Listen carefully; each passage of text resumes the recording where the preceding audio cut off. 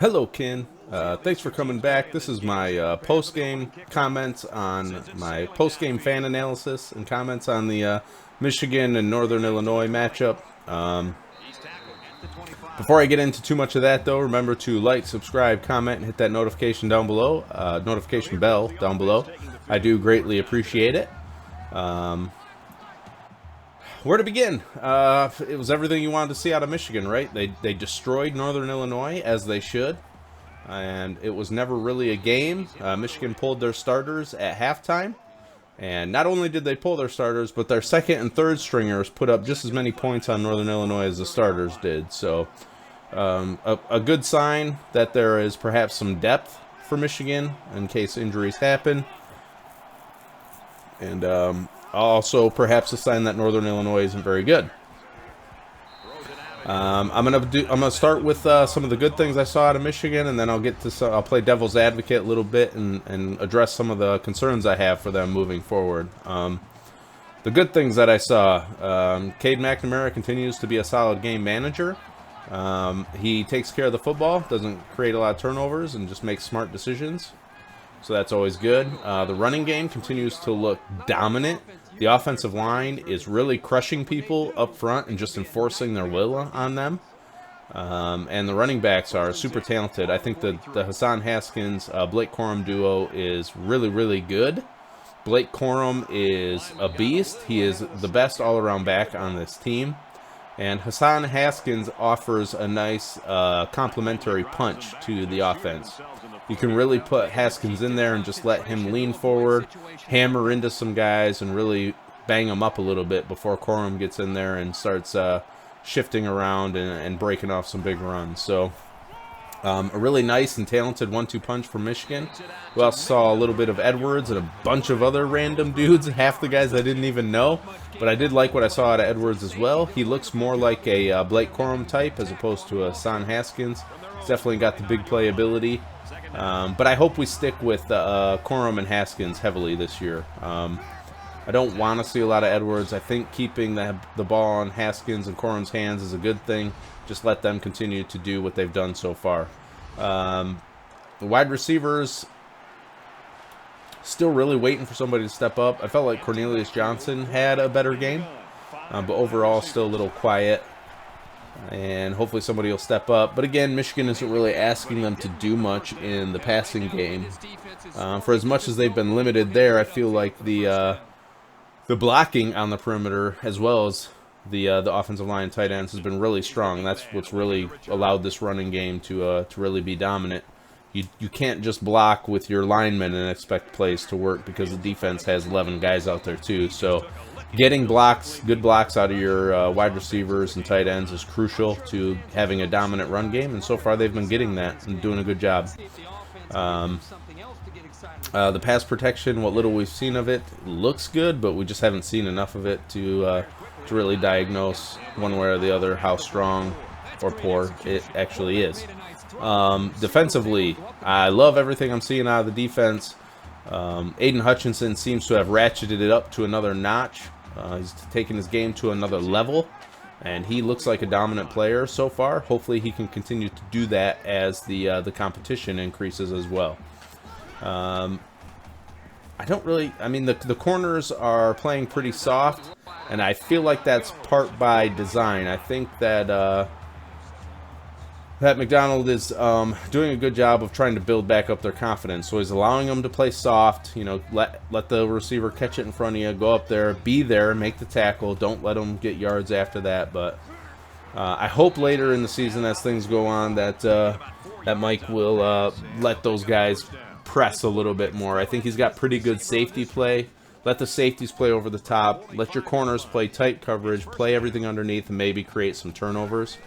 If I had to nitpick an area where I'd like to see Michigan really pick it up defensively, it's in the turnover department.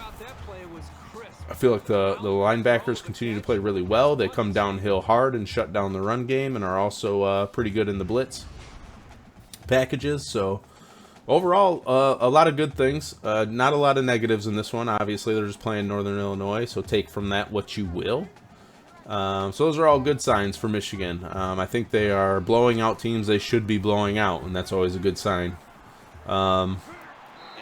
devil's advocate, some concerns.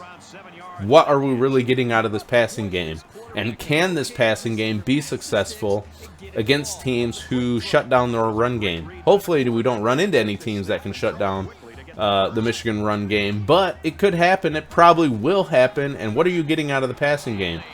So far, it hasn't been that good, honestly. Not that they've asked them to do a lot, but still, I'm concerned about the play calling and the play design. This does not look like a modern passing offense when they go into passing plays. And for the love of everything holy, please run play action. You're killing me. Play action vertical. With the running game that you have, why are you not running play action and just streaking some wideouts, running some post corners, some double moves even? Running some play action would give your wide receivers some time to put a double move on somebody. Those safeties are going to have to come downhill and help against the run because it's been so strong. And we're just not doing any of that. We're either coming out into straight drops, not running any play action. We're emptying the backfield. We're not running pick routes. We're not running a lot of screens. We're not running anything that resembles a modern offense. The best play so far I think that we've been able to put on the field is a play action drag the tight end, which seems to be the go-to. And as much as I love that play, you've got to have something else in your playbook.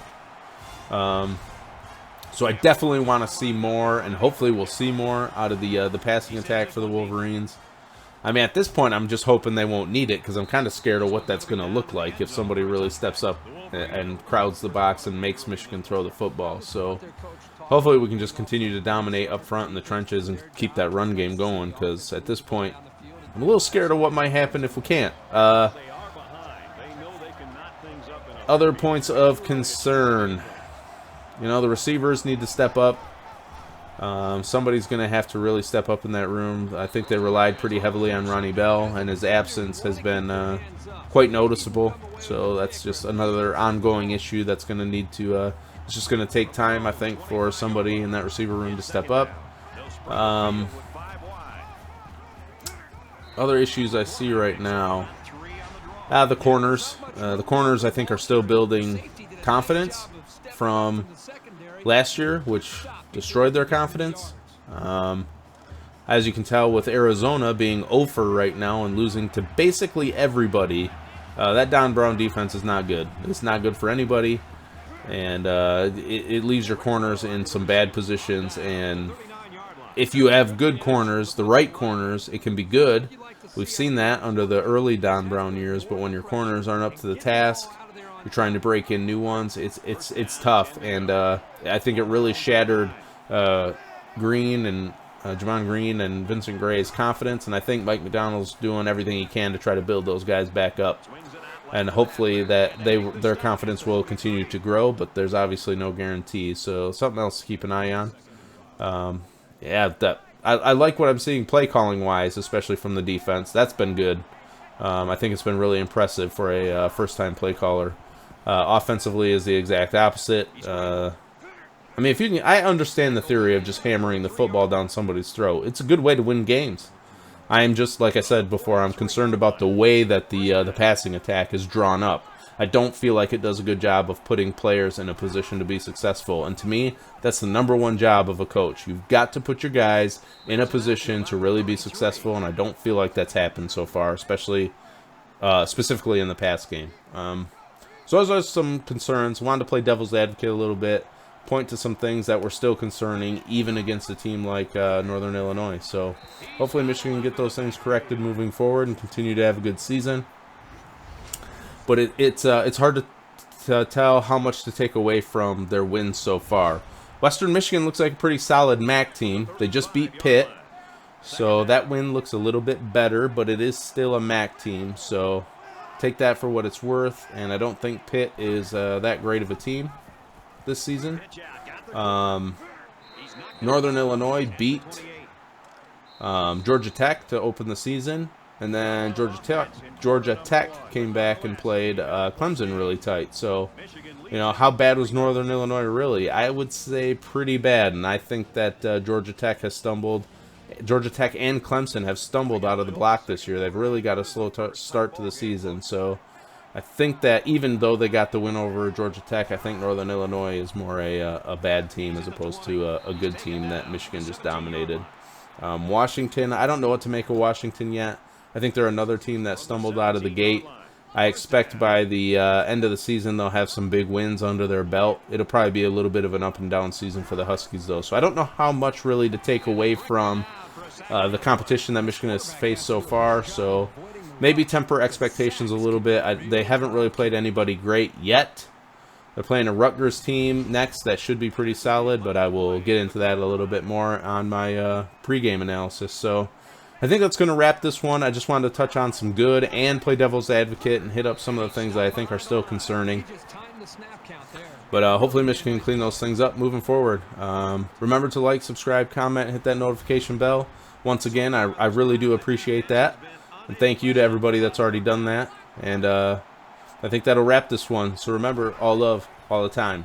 Peace.